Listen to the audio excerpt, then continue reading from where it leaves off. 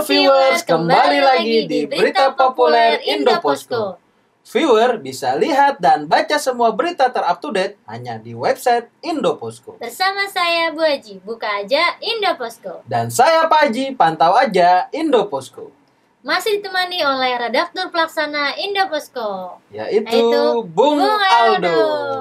Halo viewers Indoposko, pembaca setia Indoposko ya. Iya. Pak Haji, Bu Haji. Iya. Terima kasih diundang lagi nih. Selamat datang kembali Bung Aldo. Iya, sudah berapa kemarin nggak sempat ya? Iya, Gantian ya.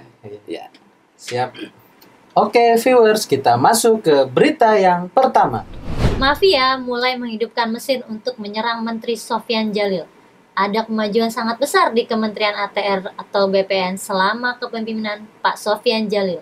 Paling utama dan sangat penting, Sofyan Djalil mengejar para mafia tanah sampai ke ujung langit. Ia membentuk Satgas Anti Mafia Tanah untuk pertama kali dalam sejarah kementerian ini. Dan ia bersumpah, negara tidak boleh kalah dengan para mafia tanah. Dulu semua pihak menikmati kondisi yang tanpa Satgas Anti Mafia Tanah. Akibatnya, para mafia merajalela. Tapi mesti merajalela, semua menganggap aman tanpa mafia. Oke, Bung Aldo, Bung gimana Aldo, nih gimana? komentarnya atas Komentarnya. berita populer tentang mafia Mafia tanah? tanah. Oh iya, ini di Indoposko ini salah satu berita kementerian ya. Ya. Itu masuk di kanal nasional. Jadi soal tanah ini jadi masalah di Republik ini memang. Karena hak dasar setiap warga negara adalah kan memiliki tanah. Ya rumah itu kan pasti berdiri di atas tanah. Betul. Nah, dalam hal ini Kementerian Agraria, Tata Ruang atau Kepala Badan Pertanahan Nasional, dalam hal ini Pak Sofyan Djalil itu melihat begitu kisruhnya, ruwetnya permasalahan tanah di Indonesia. Makanya Pak Haji, Bu Haji, itu kita kenal ada namanya mafia tanah. Ya. Mungkin kita beli sama si A, tahu-tahu tanah ini udah dimilikin sama si orang lain. Betul. Nah, itu kan semua yang bermain mafia, belum lagi masalah-masalah yang lain. Melihat itu, Pak Menteri itu langsung membentuk, ini harus dibentuk ini. Dibentuklah sebuah tim yang dinamakan dengan Satuan Tugas Anti Mafia Tanah ya. Yang tujuannya adalah bahasa Pak Menterinya itu kalau gampangnya memberantas mafia-mafia tanah yang pastinya itu kan merugikan rakyat Indonesia Betul. ketika ingin memiliki tanah. Ya harapan Pak Menteri dengan dibuatnya Satgas itu meminimalkan atau menghanguskan sama sekali peran-peran si mafia tanah itu agar orang ketika membeli tanah terjadi proses jual beli itu berlangsung dengan lancar, ya sesuai dengan harganya dan lain-lain lah begitu, Pak Haji, Bu Haji. Ya, mudah-mudahan juga kita semakin banyak juga kendala, biasanya sertifikat double segala macam kayak gitu. Iya, juga itu kita temuin tuh. Iya. Ketika Di saya lapangan. membeli sebuah tanah dari Pak Haji, saya punya sertifikatnya, tiba-tiba Bu Haji punya sertifikat yang sama. Iya, Itu siapa lagi yang bermain kalau bukan mafia tanah? Nah, siapa itu? Ya itulah praktek yang masih terjadi di Republik ini, dan Kementerian ATR BPN adalah pihak yang harus paling depan untuk memberangus mafia tanah itu. Oke. Semoga Bu Haji ya Semoga, ya. makin hilang lah mafia-mafia Iya, tanah ini, juga ada efek jerah. Mhm. Mungkin kita juga tahu kan Kementerian ATR itu berkoordinasi juga dengan Polri dan TNI dalam hal ini juga. Oke, viewers. Viewers, kita masuk ke berita kedua. Kemenko UKM temukan 20 pinjol diduga ilegal di Tendean Jakarta.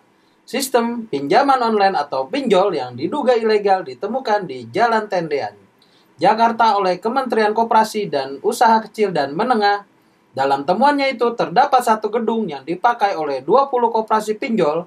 Koperasi itu dinilai ilegal lantaran tidak sesuai dengan ketentuan dan prosedur yang berlaku tentang sistem koperasi simpan pinjam. Oke, Bung Aldo. Oke, Bung Aldo. Lagi marak banget nih pinjaman pinjol online ya. Ini semua barangkali Bu Haji, Pak Haji juga tahu lah, ini semua kan isu rakyat kecil juga ini. Iya. Banyak tetangga, saudara, Iya. kerabat, teman itu yang terjerat dengan pinjaman online. Sebenarnya sih kalau dari maknanya pinjaman online itu boleh dan positif sebenarnya ketika orang meminjam terus ada perjanjian dan lain-lain. Nah, ini kan yang parahnya ini pinjaman online yang berkedok koperasi. Makanya tadi disebut koperasi simpan Koperasi. pinjam. Makanya kalau ngomongin koperasi berarti kan tadi Kementerian Koperasi dan UKM ya. Iya. Itu turun dan dia menemukan sebuah usaha melakukan pinjaman online di sebuah tempat di Jalan Tendean. Jalan Tendean itu di Jakarta Selatan. Jakarta Selatan. Itu sekitaran Mampang gitu.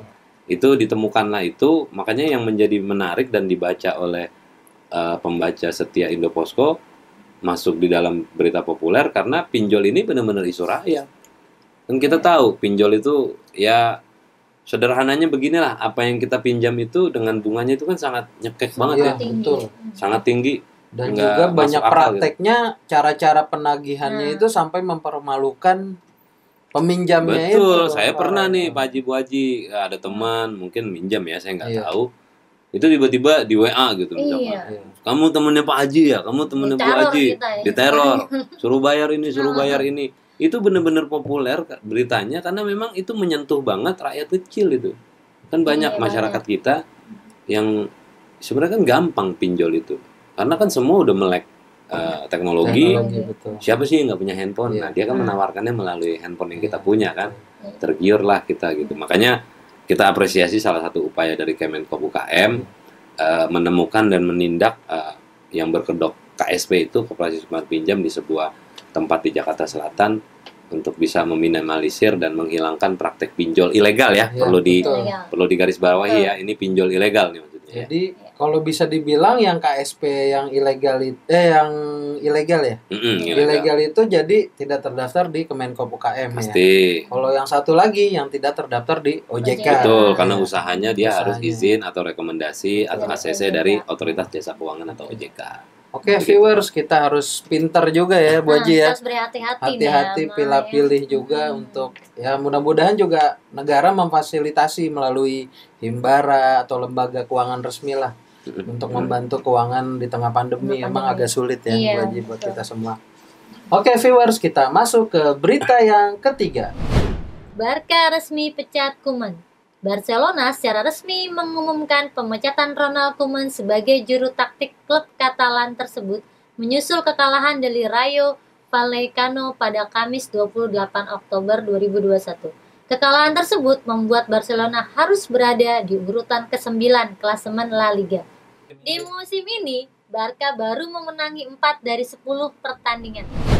Oke, Ya, oke. gimana Bung Aldo nih? Berita olahraga nih. Olahraga, sepak Mengenai bola. viral lagi nih pemecatan salah satu pelatih tim papan atas klub Eropa. Bahkan salah satu klub Barcelona. terbesar di dunia ya. Betul. Nah, ini kan yang menariknya nih masuk di kanal olahraga. Kalau kemarin kita ngomongin Liga Champion, Iya, kalau sekarang Liga Spanyol. Yang sebenarnya kan Liga Spanyol biasa-biasa aja ya. betul. Cuman jadi menarik ini ketika mungkin fans Barcelona, pembaca, penggemar di Indonesia juga ada. Barcelona ini ada di peringkat 9. Sebelum lawan Rayo Vallecano itu mereka kalah dari musuh abadinya seterusnya ya, El Real Madrid. Clasico ya El kemarin ya. Clasico di kandangnya sendiri. Betul. Nah, emang udah banyak desas-desus bahwa Ronald Koeman ini memang nggak pas lagi melatih Barcelona. Dia harus dipecat. Ya sebenarnya tinggal nunggu waktu ketika terjadi kekalahan lagi dan itu pasti dia akan dipecat. Nah, ini yang bikin banyak orang baca itu kan mereka di satu sisi senang, di sisi lain kan sambil menunggu nih pengganti Iya. Koeman siapa ini. Siapa ya? Karena sangat ketinggalan nih, apalagi dari Real Madrid maupun Atletico, belum lagi nanti harus main di Liga Champions. Champion. Dan yang menjadi menarik lagi ini kan Barcelona klub terbesar di dunia, salah satunya ya. Iya. Salah satunya, mereka dulu sempat punya mega bintang, semua kita tahu Lionel Iya. Messi, tapi sekarang tertatih-tatih nih, walaupun baru 10 pertandingan ya, tapi buat klub sebesar Barcelona itu bukan prestasi kalau masih ada di peringkat 9 saat Betul. ini. Makanya banyak dibaca tuh gitu. Yang menarik ternyata Ronald Koeman lebih cepat ya meninggalkan Barcelona dibanding Ole Gunnar Solskjaer ya. Ya, OGS ya. OGS. Iya. Padahal nasibnya kurang lebih sama ya. Kurang lebih sama. Naik Walaupun turun yang juga. satu, wah kemarin dramatis. Itu nanti nih Nanti ya. ya. Kalau OGS tiba-tiba dipecat barangkali ya. Jadi populer juga itu, tapi lihat nanti lah. Lihat nanti. Oke viewers, memang menarik banget ya berita Soal olahraga olahraga khususnya ya. sepak bola. Sepak bola. Oke viewers, kita Ya, masuk ke berita yang keempat. Musisi senior Odiagam meninggal dunia. Musisi senior Odiagam atau yang bernama asli Imron Majid meninggal dunia dini hari di Rumah Sakit Persahabatan pada pukul 11 WIB. Kabar duka ini diungkap oleh pengamat musik Stanley Tulung melalui laman Instagram pribadinya. Oke, Bung Aldo. Ini kita Ini kehilangan jelas, salah ya. satu Musisi musisi ketua Parvi juga ya kalau nggak salah ya. Pengurus sih. Pengurus ya. Sempat menjadi pengurus. Pengurus Parvi, Bung Odi Agam. Odi Agam. Kita kehilangan Jadi Pak Haji Bu Haji musisi. sama dengan masa saya, kita tahulah Odi Agam ya. Iya. Ada lagu yang paling terkenal dari dia kan, Apa tuh? Surat Bung Cinta, Surat Cintaku yang Oh. pertama. Itu kan salah satunya. Kemudian lagi itu dinyanyiin oleh Vina Panduwinata. Kemudian yang kedua yang dinyanyikan oleh penyanyi asal Malaysia, kalau tahu Sheila Majid. Masa lama tuh. Nah, dia nyanyiin lagu Antara Anyer dan Jakarta. Antara Anyer. Nah, itu Oke. Odi Agam itu. Itu Odi Agam. Odi Agam. Ya, Pak Haji Bu Haji tahu kan Odi Agam, tahu Tahu. lagunya tahu kan? Lagunya tahu. Lagunya tahu, dan dia juga mantan suami artis Cintami Cinta Miat Manegara. Manegara, dan musisi juga yang banyak menciptakan lagu-lagu. Ya mungkin buat orang-orang yang tahun 80-an, 90-an nggak asing lah. Kita aja nih yang dulu sempat masih anak-anak itu tahu Odi Agam, tahu lagunya. Dan ini kenapa jadi populer di berita kanal ini kan, masuknya di kanal Gaya Hidup karena dia entertainment gitu ya. Ya karena Odi Agam adalah sosok musisi senior, orang banyak kenal karyanya Iya. gitu ya. Kalau yang nggak kenal orangnya, karyanya aja deh. Betul. Ketika tadi sedikit agak mengganggu suara saya itu nyanyiin, Tapi karena bagus itu suaranya, Iya, asik iya, juga ya. iya, tapi lagunya umum kan. Iya. Nah, mungkin barangkali yang seneng lagu itu, karaokean segala macam, jadi tahu, oh nyata itu Odi Agam. Makanya teman-teman di Persatuan Artis dan Film Indonesia itu sangat kehilangan musisi ini, dan itu biasa almarhum sakit kemarin itu, dan itu kita running tuh beritanya, tidak hanya meninggal tapi kita minta testimoni dari musisi-musisi, kolega dan lain-lain atas berpulangnya Odi Agam. Oke, kita dari media Indoposko turut Iya, berduka betul, cita juga berduka cita. kehilangan musisi yang sangat fenomenal juga di sini. Selamat jalan Bung Odi Agam.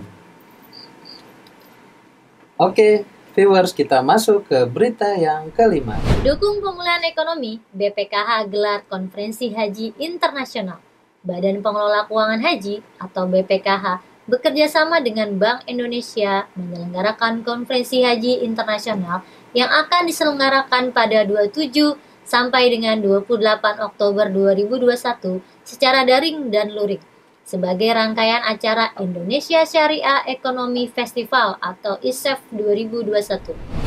Oke, Bung Oke, Aldo, Bung Aldo. kita masuk ke berita yang kelima nih mengenai BPKH. BPKH. Ini Mulai- berita ekonomi ya, Ekonomi. Pak Haji, Bu Haji. Ini soal Badan Pengelola Keuangan ya, Keuangan. Keuangan Haji. Karena kita tahu kan pemerintah Kerajaan Arab Saudi itu udah membuka untuk kuota ibadah haji tahun depan gitu ya. Tapi diawali biasa dengan umroh-umroh, dan Indonesia termasuk yang sudah mendapatkan itu. Temen kapannya nanti kita lihat. Nah, dia bekerja sama dengan Bank Indonesia itu menyelenggarakan konferensi internasional. Tujuannya adalah memulihkan kembali para orang-orang atau masyarakat yang ingin berhaji itu untuk bisa mengikuti itu, yang tujuannya pastinya ekonomi. Karena di situ juga ada soal food halal, ada soal syariah, ekonomi syariah. Dan yang menariknya dalam konferensi itu yang diselenggarakan secara daring maupun luring selama 2 hari itu menghadirkan para pembicara yang top. Maksudnya top itu pemangku kepentingan, dalam hal ini kementerian.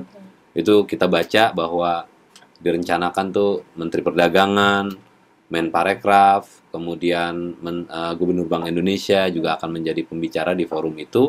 Karena itu adalah forumnya internasional, karena itu adalah haji, dugaan saya nih.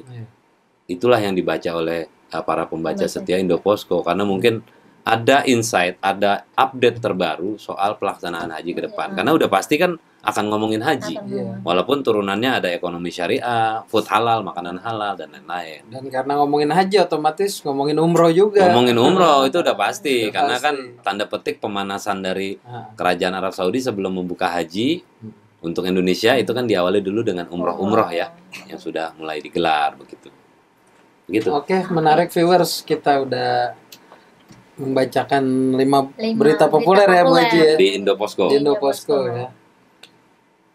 Nah, itu dia tadi tanggapan dari redaktur pelaksana Indoposko, yaitu Bung Aldo. Dan sekaligus tanggapan tadi menutup perjumpaan kita di berita populer edisi minggu ini. Terima kasih untuk Bung Aldo sudah hadir di berita populer. Sekian perjumpaan kita di berita populer Indoposko. Jangan lupa untuk para viewer buat terus baca berita terpopuler hanya di website Indoposko. Dan jangan lupa untuk like, comment, and subscribe Indoposko Channel. Sampai jumpa di berita populer edisi minggu berikutnya. Bye viewers!